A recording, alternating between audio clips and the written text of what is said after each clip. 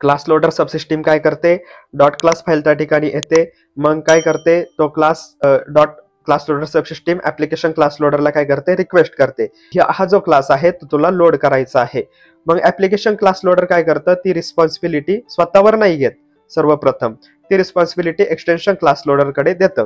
Extension class loader पण ती responsibility स्वतःकडे नाही घेत, ती बुटस्ट्रॅप क्लास लोडर कडे रिस्पॉन्सिबिलिटी देण्याचं काम करतं. मग बुटस्ट्रॅप क्लास लोडर काय करतो, स्वतःवर ती रिस्पॉन्सिबिलिटी घेतो आणि तो क्लास जो आहे तो कुठं सर्च करतो, बुटस्ट्रॅप क्लास पाथला सर्च करतो. बुटस्ट्रॅप क्लास पाथ म्हणजे कोणता, जेडीके JRE lib या पाथला जो तो क्लास अवेलेबल आहे की नाही तो चेक करतं, त्यामध्ये सर्च करतं.